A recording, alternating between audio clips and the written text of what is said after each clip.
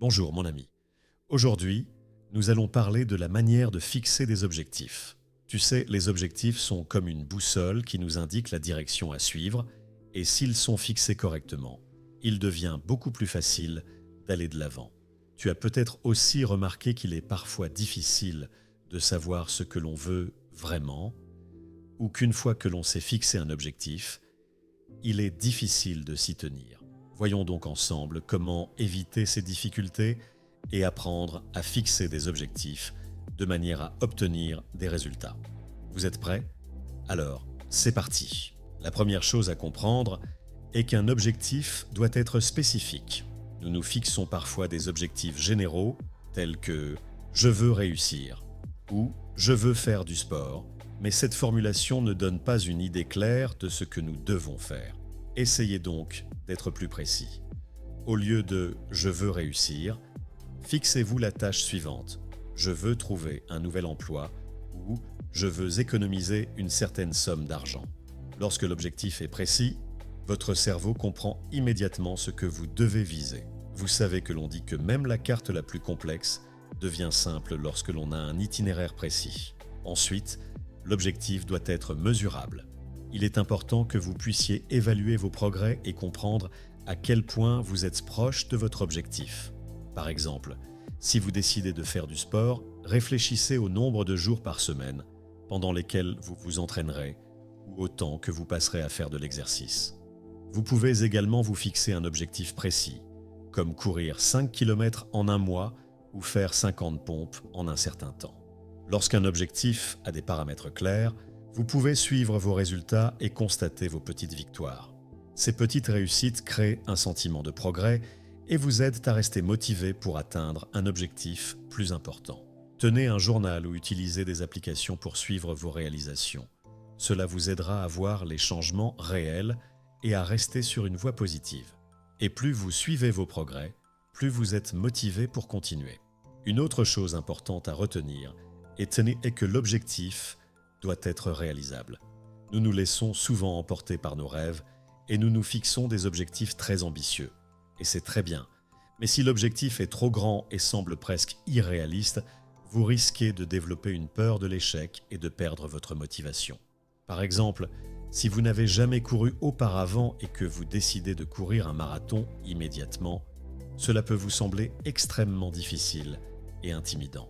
Fixez-vous plutôt comme objectif de courir d'abord 5 km, puis d'augmenter progressivement la distance.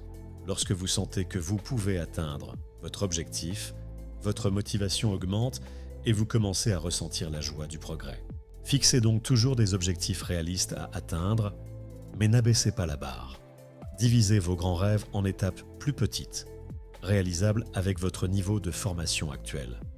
Par exemple, si votre rêve est d'apprendre un nouveau métier, commencez par de cours en ligne ou des livres sur le sujet. Lorsque vous vous sentez en confiance, passez progressivement à des tâches plus difficiles, telles que des formations intensives ou des certifications. Déterminez vous-même la quantité de travail que vous êtes prêt à fournir aujourd'hui, puis passez progressivement à des tâches plus exigeantes. Vous aurez ainsi l'impression de ne pas rester immobile, mais de progresser réellement. Ce sont les petites victoires sur le chemin d'un grand objectif qui permettent de rester motivé et de ne pas abandonner, même lorsque l'on est confronté à des difficultés. L'autre aspect important est le réalisme. C'est bien de rêver, mais il est important de comprendre que tout objectif nécessite du temps, des efforts et des ressources. Si vous décidez d'apprendre une nouvelle langue, préparez-vous à ce que cela prenne du temps et nécessite de la pratique. Par exemple, pour apprendre une nouvelle langue, vous devrez consacrer quelques heures par semaine à l'étude, éventuellement chercher des partenaires ou des cours de langue et intégrer la langue dans votre vie quotidienne. Il peut s'agir de petites étapes régulières, regarder des films dans une langue étrangère, lire des livres, parler avec des locuteurs natifs. Posez-vous donc la question: serais-je capable de tenir cet objectif dans les conditions actuelles? Si la réponse est oui, foncez. Mais si vous sentez que vous avez besoin de plus de préparation, vous pouvez commencer par quelque chose de plus petit et passer progressivement à quelque chose de plus difficile. Par exemple, si vous pensez que vous ne pouvez pas trouver le temps de suivre un cours de langue tout de suite, Commencez par une application mobile de vocabulaire ou des leçons de 15 minutes par jour. Plus tard, lorsque vous sentirez que vous avez un rythme et que vous progressez, vous pourrez augmenter le nombre d'heures d'études. Cela vous aidera à rester motivé et à vous habituer progressivement à de nouvelles charges de travail. Encore une chose, fixez une date limite. Lorsque votre objectif est assorti d'un délai, vous restez concentré et motivé. Par exemple, si vous voulez lire un certain nombre de livres, décidez que vous le ferez dans 6 mois ou d'ici la fin de l'année. Un délai donne à l'objectif un sens de réalité, de sorte que vous aurez l'impression de travailler chaque jour pour l'atteindre. Une date limite contribue à créer un sentiment d'urgence qui est souvent un puissant facteur de motivation.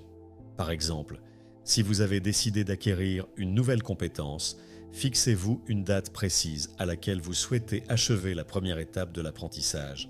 Il peut s'agir de la fin du mois, date à laquelle vous prévoyez de suivre un certain cours en ligne ou de lire un certain livre. Vous pouvez même diviser cette date limite en plusieurs petites échéances afin de suivre vos progrès à différentes étapes.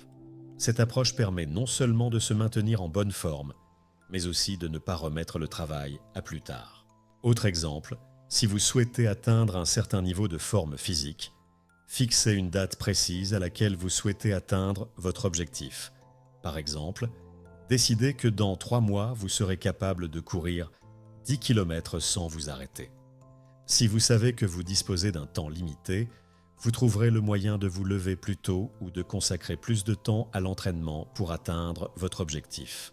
En outre, un tel délai vous aide à éviter la procrastination car il vous fait clairement comprendre que le temps est limité et que vous devez agir maintenant. N'oubliez pas qu'un délai n'est pas une punition, mais un outil qui vous aide à aller de l'avant. Si vous ne respectez pas le délai, ce n'est pas un échec, mais une raison de revoir le plan et de l'adapter aux réalités. Il est important de rester flexible et de ne pas avoir peur d'ajuster votre calendrier si nécessaire. L'essentiel est de continuer à aller de l'avant et de rester motivé. Et surtout, n'oubliez pas qu'un objectif n'est pas seulement un résultat, mais aussi un processus qui apporte du plaisir. Même si le chemin semble difficile, appréciez chaque étape que vous franchissez et rappelez-vous que chaque jour passé à travailler pour atteindre votre objectif vous rend plus fort et plus confiant. Appréciez les moments de petites victoires, qu'il s'agisse de se lever le matin pour s'entraîner, de surmonter un défi au travail ou simplement d'achever votre programme de la journée. Chacun de ces moments fait partie de votre développement et vous permet de devenir une meilleure version de vous-même. Il est également important d'apprendre à apprécier le processus, même lorsque les progrès semblent très lents. Par exemple, si vous apprenez une nouvelle langue, ne vous concentrez pas uniquement sur le fait de la parler couramment, rapidement. Appréciez les leçons elles-mêmes, les petites étapes, comme la compréhension de nouveaux mots ou la première fois que vous parvenez à tenir une courte conversation. Ces moments sont porteurs d'émotions positives et vous donnent la force d'aller de l'avant. Il y a parfois des obstacles sur le chemin qui mènent à un objectif, mais c'est la capacité à trouver du plaisir, à surmonter ces défis qui rend le processus intéressant. Par exemple, si vous faites du sport et qu'un jour vous vous sentez fatigué, prenez cela comme un défi et une occasion de vous tester. Chaque fois que vous surmontez un obstacle, vous devenez non seulement plus fort physiquement, mais aussi plus fort mentalement. N'oubliez pas, la véritable valeur réside dans l'appréciation du voyage lui-même, car c'est le voyage qui vous façonne et vous aide à atteindre le véritable succès. Chaque petit pas fait partie d'un plus grand voyage, et plus vous appréciez le voyage, plus il vous sera facile d'atteindre votre but ultime. Quels sont les objectifs que vous vous fixez aujourd'hui? Y a-t-il quelque chose que vous voulez faire depuis longtemps? Partagez votre expérience dans les commentaires, je suis toujours heureux d'entendre votre histoire. N'oubliez pas, tout objectif est réalisable si vous l'abordez de la bonne manière et que vous avancez pas à pas. Alors, apprenons ensemble à nous fixer des objectifs et à les atteindre. Notre vidéo touche à sa fin. Je n'aimerais pas vous dire au revoir, mais attendez, il n'y a pas de raison de se dire au revoir. Je te recommande de regarder mes vidéos que tu vois maintenant à l'écran. Comment trouver sa vocation ou comment trouver la confiance en soi. Alors ne te dis pas au revoir, je te donne rendez-vous dans la prochaine vidéo. Et n'oublie pas, mon ami, je crois en toi.